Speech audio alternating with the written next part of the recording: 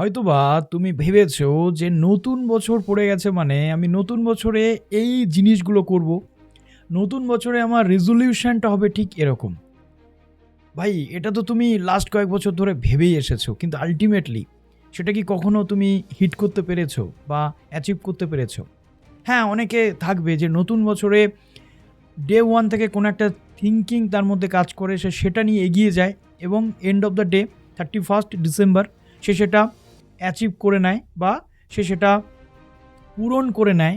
কিন্তু আল্টিমেটলি বেশিরভাগ মানুষের ক্ষেত্রে এই জিনিসটা কিন্তু হয় না। নতুন বছরের ১ম দিনে আমরা একটা বিশাল বড় সংকল্প নিয়ে নিই যে আমাকে এটা করতে হবে, সারা বছর আমি এইভাবে চলবো। সারা বছরের মধ্যে আমি এই জিনিসগুলো অ্যাচিভ করবো। আল্টিমেটলি যখন ডিসেম্বর আসে আমরা কিন্তু সেই জায়গাটা হিট করতে পারি না। অনেকের মনে হয় জানুয়ারি স্বপ্ন দেখায়, ডিসেম্বর দেখায় বাস্তবতা। এই লাইনটার মধ্যে কিন্তু সেই জিনিসটা নিহিত আছে।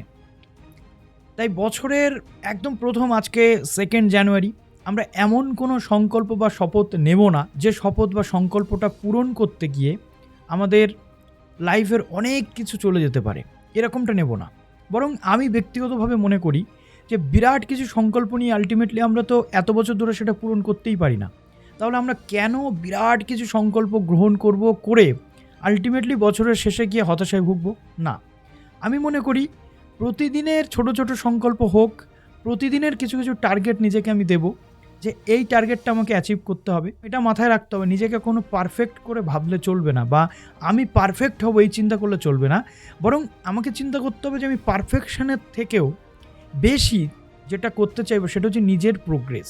আর নিজের ছোট ছোট প্রোগ্রেস যখন হতে থাকবে দেখবে কোনো না কোনো জায়গাতে গিয়ে তুমি পারফেকশনের কাছাকাছি পৌঁছে গেছো।